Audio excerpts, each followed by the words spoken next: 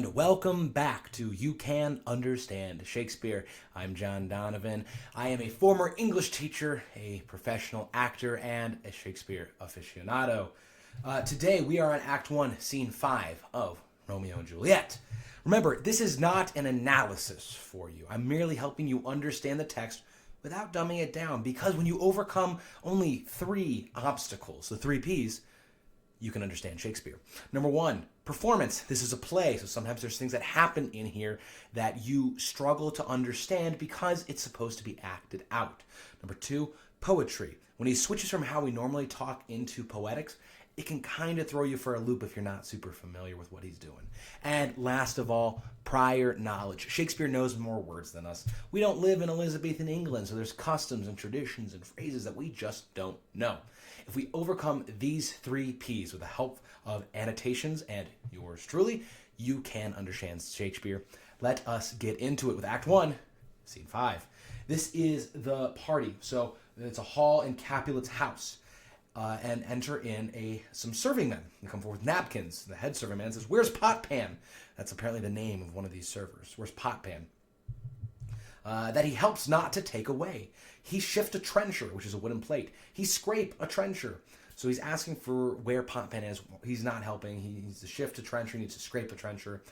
Oftentimes, lower class, especially the servants of a noble house, they are going to be played for comedic effect. Think about the nurse from Act 1, Scene 3. There's often types of vulgarity as you get lower and lower in class. Not that people of higher classes aren't funny and can't be made fun of. In fact, they often are. But these are especially comedic relief. You need a little bit of comedy in your tragedy, especially because this doesn't really start to be a tragedy until Act 3, Scene 1. All right, so he's asking where Potpan is. And the first servant man says, "When good manners shall lie all in 1 or 2 men's hands, and they unwashed too, the hands, 'tis a foul thing." The head servant says, "Away with the joint stools, remove the joint stools. Remove the court cupboard, look to the plate," that's the sideboard, the silverware. "Good thou, save me a piece of marzipan," that's a dessert. "And as thou loves me, let the porter let in Susan Grindstone and Nell, Anthony, and Potpan." A porter is someone who watches a door. They man the door. So he's saying, "And as you love me, let the porter let in Susan Grindstone and Nell, Anthony, and Potpan," all various servants. Kind of crazy names for a servant, for servants, but that's what they are, especially Potpan. Oh well, can't judge another person's name. Second servant says, "Aye, boy, ready." Head serving man, "You are looked for and called for, asked for and sought for in the great chamber." Third servant, "We can't be here and there too. Cheerly, boys, be brisk a while, and the longer liver take all." That's essentially life is short. So they're being asked for all over the place, tons for them to do. And they all leave. Enter Capulet, Capulet's wife, Juliet, Capulet's cousin, Paris. Paris is the one who is courting Juliet. Tybalt, a member of the house of the Capulets, who likes to fight. He fought Benvolio in Scene 1. The nurse, serving man, attendants, Tybalt's page. Page is a boy-like servant. Musicians, and all the guests and gentlemen to the maskers. They're at a masquerade ball. And Capulet's going to welcome everyone. He says, "Welcome, gentlemen, ladies that have their toes unplagued with corns will walk about with you." Corns being a sort of skin, foot. It's a foot problem, disease. I'm not going to get into the specifics of it, mostly because I don't super know it. I just know it's a problem with your feet. So if you don't have corns on your toes, the ladies are going to be walking a turn with you. And then there's that dash. Whenever you see that dash, that means that they're changing who they're talking to. In this case, from everyone to the ladies. "Ah, my mistresses, which of you all will now deny to dance? She that makes dainty, she, I'll swear, hath corns. Am I come near ye now?" Meaning do you read me loud and clear? You don't dance, I'm going to tell everyone you have corns. He's being playful. It's a playful threat. Back to everyone. "Welcome, gentlemen. I have seen the day that I have worn a visor, and could tell a whispering tale in a fair lady's ear." So I've seen those days when I was wearing the visor, when I was whispering sweet nothings into a lady's ear, such as it would please. "'Tis gone, 'tis gone, 'tis gone, past the prime of my youth. You are welcome, gentlemen. Come, musicians, play." The music plays, and they dance. He says, a hall, give room. Make room for dancing. "And foot it, girls, foot it. Put your feet in there, start dancing." To the attendants, "More light, you knaves." Knaves is sort of it's an insult of a type, coward. He's sort of spurring them along. Is he actually, "You're knaves"? No, he's, "Come on, you knaves, come on, hop to it. And turn the tables up and quench the fire. The room is grown too hot." You ever been at a party? You're like, "Open a window, it's too hot." So quench the fire. And he says, "Ah, sirrah, Sirrah, how you address someone of a lower class, like sir, but for lower class. This unlooked for sport, this unexpected sport comes well. And then someone else, nay, sit, good cousin Capulet, for you and I are past our dancing days. How long is it now since last yourself and I were in a mask? Capulet's cousin responds, by Our Lady, 30 years since we wore a mask. What, man? 'Tis not so much, since the nuptial of Lucentio. Come Pentecost as quickly as it will, some 25 years, and then we masked. We don't know who Lucentio is, but he's saying last time we masked, it had to have been around when Lucentio, apparently a friend of ours, got married. It's only 25 years. Count says, 'tis more. His son is elder, sir, elder than 25 years old. His son is 30. Will you tell me that? His son was but a ward 2 years ago. A ward, he's subject to a guardian, a minor. Think of it like this way. Robin is Batman's ward. He's the boy wonder. Batman would be his guardian. So this boy was only a ward 2 years ago, so he must be 20. He can't be 30. Romeo has entered and asks to a serving man, what lady's that which doth enrich the hand of yonder knight? So he spies a lady, Juliet. And he wants to know who she is, who's making richer the hand of a yonder knight by touching it. Serving man says, I know not, sir. And here's my favorite line, and maybe all of Shakespeare. It's this or one in Midsummer Night's Dream. But he says, oh, she doth teach the torches to burn bright. Let me ask you a question. What do torches do? They burn. Great. What do they burn with? Fire. And what is fire? It's light, yes, but it's also hot. And here is one who is teaching hot things to burn hotter. What is he saying in this most poetic Shakespearean way? Oh, she's hot. She teaches the torches to burn bright. Now he has a little bit of a little speech about how beautifully she is. He says, it seems she hangs upon the cheek of night as a rich jewel in an Ethiop's ear, an Ethiopian, someone who would be black. So she's a rich jewel hanging in the ear. And so I have a note here about how the jewel shines brighter against an Ethiopian's proverbially dark skin. Beauty too rich for use, for earth too dear. This is more about the jewel. The jewel is too beautiful to be in the earth, but it's too beautiful to be used. You don't spend the most beautiful diamond, but it's also too dear to put back in the earth. So shows a snowy dove trooping or flocking with crows as yonder lady or her fellows show. So here we have a dove amongst crows. Problematic with the coloring of it all, but we have this idea of some birds are more beautiful than others. So is Juliet, a cut above all the rest. So it seems like Benvolio's plan worked. He's caught a new infection to his eye. He sees Juliet. He says, the measure done, and this is a dancing measure. I'll watch her place of stand, and where she's going to go stand, and touching hers, make blessed my rude hand. So we say touching her what? Well, touching hers, I'll make blessed my hand. Okay, so I'll make my hand blessed by touching her hand. My rude, it's not like a social faux pas or socially transgressive. Rude just means base or lowly, as opposed to how blessed her hand is. We're already starting with this a little bit of this religious imagery, which is really going to come to full force in just a second. But Juliet is blessed. She's a saint. She's a goddess. She's someone who Romeo is going to adore, right? And he asks himself, did my heart love till now? Forswear it sight, for I ne'er saw true beauty till this night. Does his heart love till now? He spent all day moping about Rosaline. Romeo falls in and out of love quick. It makes you wonder, in this great romance of Romeo and Juliet, famous lovers, how much do they love each other and how much are they infatuated with each other? Is it love at first sight? Possibly. Who can say? And part of this depends on how you play the Romeo. Tybalt, the fighter, hears this. He says, this, by his voice, should be a Montague. And he says to his page, fetch me my rapier, boy, which is a sword. What? Dares the slave come hither here, covered with an antic face, covered with a mask, an antic face. Antic is, it's playful, it's grotesque, right? He's wearing a mask. Covered in an antic face to fleer and scorn in our solemnity. A solemnity is a festival. Festivity. It's a high day of celebration. Now, by the stock and honor of my kin, of my family, the Capulets, to strike him dead, I hold it not a sin. And Capulet comes and says, why, how now, kinsman? Wherefore storm you so? Wherefore means why. So, O Romeo, Romeo, wherefore art thou, Romeo? Not where are you, Romeo? why are you Romeo? And we'll get to why that she's asking that question in the next video, so you have to tune into that one.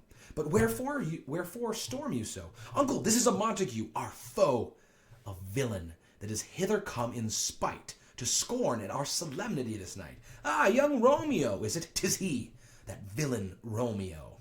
Content thee, gentle cousin, just shortened. Content thee, gentle cuz. Let him alone. Bears him like a portly gentleman, a dignified gentleman. And to say truth, Verona brags of him to be a virtuous and well-governed youth. So even though Romeo's a Montague, Capulet knows, hey, Romeo's got a great reputation. Don't fight him.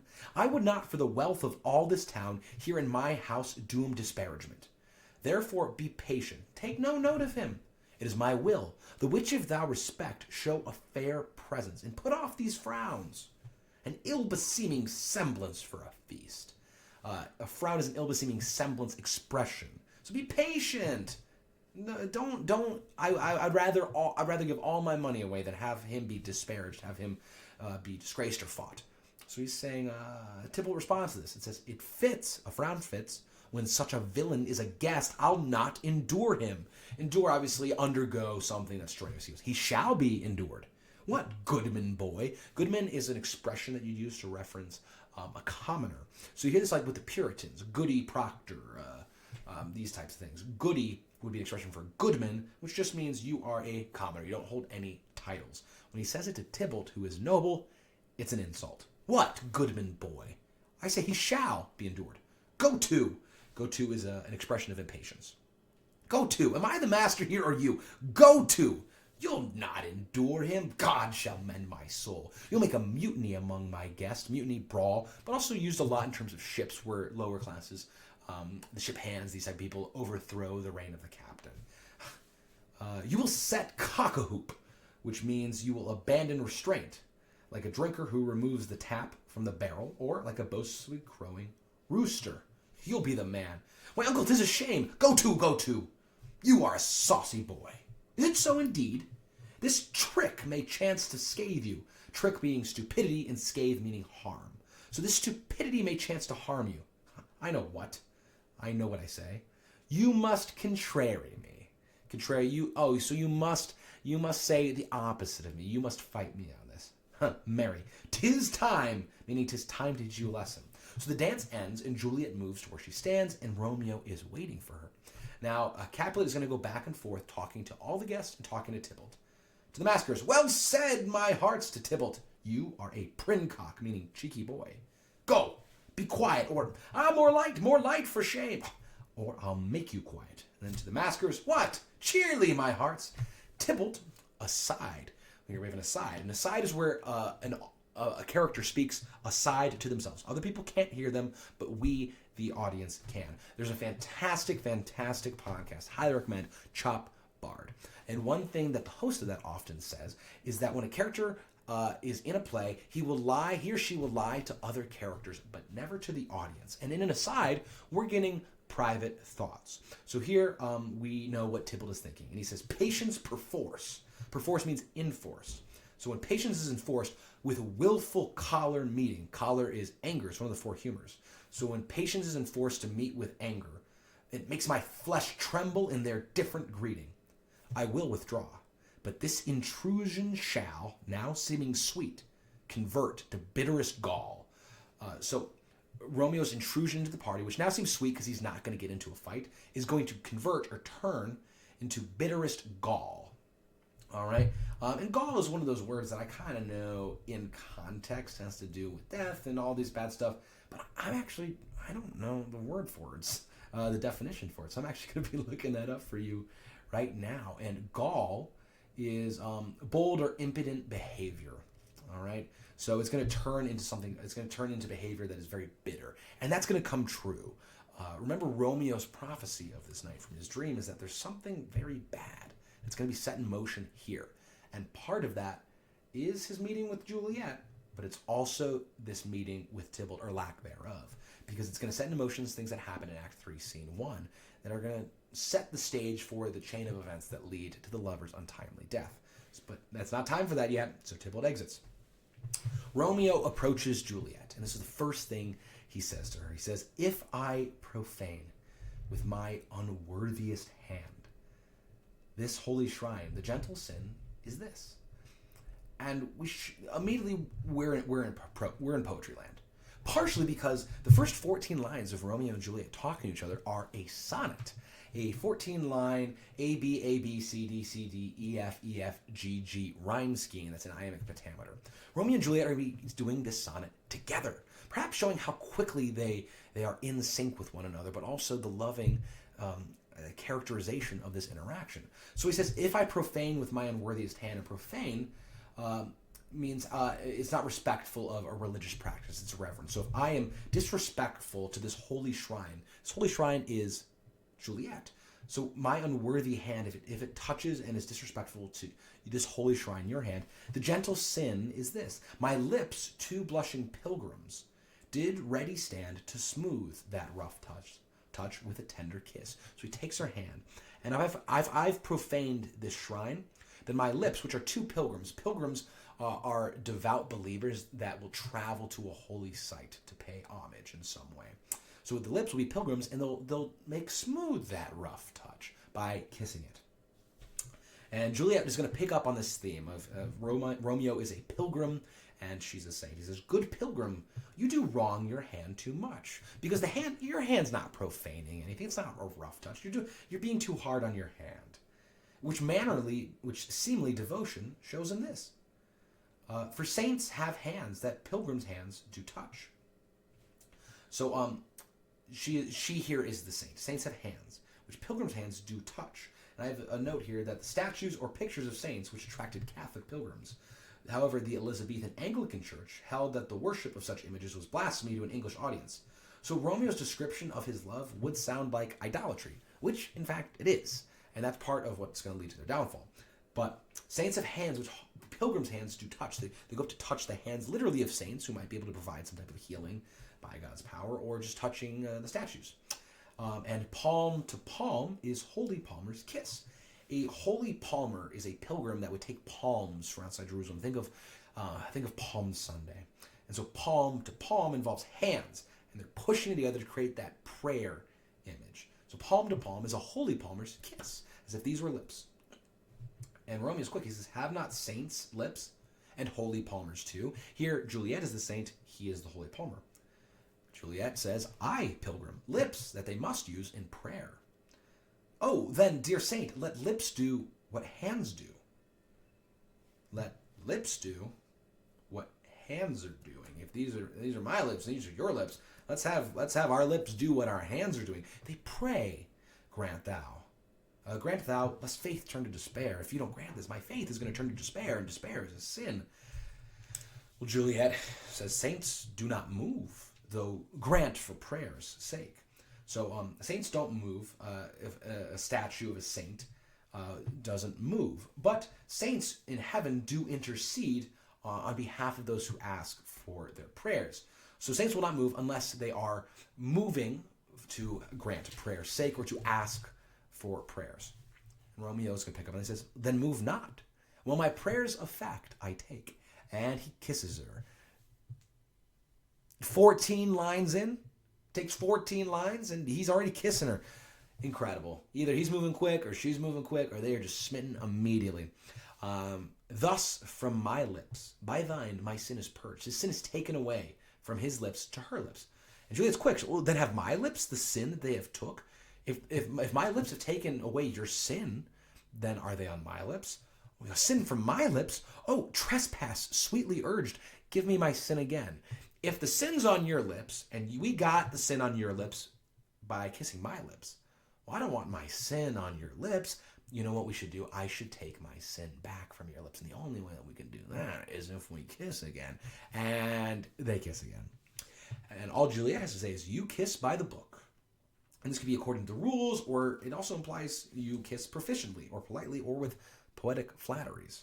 Right? You kiss by the book with as if like by a poetic book. There's no ways that you can do it. Maybe she's just so smitten. She's like, whoa, whew, you kiss by the book. They don't know each other at all, and they're already kissing. They move quick. And that's sort of the nature of Romeo and Juliet. They fall in love quick, they fall in love hard, and they start acting without really thinking things through. But the nurse is going to come in and break this up, probably without knowing why. Madam, your mother craves a word with you. So Juliet leaves to go speak with Capulet's wife. And Romeo asks, what is her mother? Mary, bachelor, which is a young man. Her mother is the lady of the house, and a good lady, and a wise and virtuous. I nursed her daughter that you talked with here. I tell you, he that can lay hold of her shall have the chinks, which just means plenty of coins. If you can marry Juliet, you will be rich, because she is the daughter of the Capulets. Romeo, aside, so now he's talking to himself. Is she a Capulet? Oh, dear account, my life is my foe's debt. Benvolio says, away, begone, the sport is at the best. You should always quit, go out on the high note. Sport is at the best, time to leave. Romeo, aye, so I fear. The more is my unrest, and the maskers prepare to depart. And Capulet says, nay, gentlemen, prepare not to be gone. We have a trifling, foolish banquet towards. And that means a paltry dessert is coming. And someone whispers in his ear, and he says to that person, is it even so? Is that even so? Why, then, I thank you all. I thank you, honest gentlemen. Good night. Meaning, oh, we don't have dessert coming. Changes his mind. That's a performance thing. You saw someone, hey, where's everyone going? Where's everyone going? What's that? Oh, we don't? Okay, goodbye, everyone. He asked for more torches here. Come on, then. Let's to bed. Ah, Sirrah, that's to the servant man, by my faith, it waxes late. I'll to my rest. And almost everyone leaves. They exeunt, which means everyone exits, except for Juliet and the nurse. And Juliet says, come hither, nurse. What is yond gentleman? Yonder being over there. The son and heir of old Tiberio. What's he that now is going out of door? Marry that, I think, be young Petruchio. What's he that follows here that would not dance? I know not. Go ask his name. This is another performance thing. She's asking, who is that? And they keep naming different people besides Romeo. But with when you're just reading this with nothing to really guide you, if Juliet's saying this, you're like, how many times you got to ask the same thing? I guess Romeo's the heir of Tiberio. I guess I'm lost with these names. It's a comedic thing. Who's that? Wrong person. Who's that? Wrong person. Well, who's that? I don't know. We'll go ask. And that's Romeo. And she says, as no one's listening, if he be married, my grave is like to be my wedding bed. Is likely to be my wedding bed. I will die if he's married. Nurse re-enters. His name is Romeo, and a Montague, the only son of your great enemy. Juliet, famous line, my only love sprung from my only hate. Too early seen, unknown, and known too late. I saw him too early when he was unknown to me, and now I know who he is too late. Prodigious birth of love it is to me that I must love a loathed enemy. A prodigious birth is a monstrous or an ominous birth. So this monstrous birth of love is monstrous because I must love an enemy. And nurse asks, what tis? Which is just a dialectic pronunciation of what's this. Dialectic means she's got an accent. And Juliet lies and says, oh, it's a rhyme I learned even now of one I danced with all. I learned this rhyme for someone that I danced with here. I said it's a lie. Is it a lie? She learned it here, but it's not like someone taught it to her. It was her thoughts. And someone within calls Juliet. And the nurse says, anon, which means right away. Anon, come, let's away. The strangers all are gone. And they exit. And that is the end of Act 1, Scene 5 and Act 1. Romeo and Juliet have met. The stars are crossed. The stage is set. We're cycling fast towards their death. But we'll have to find out more about that in Act 2 next time.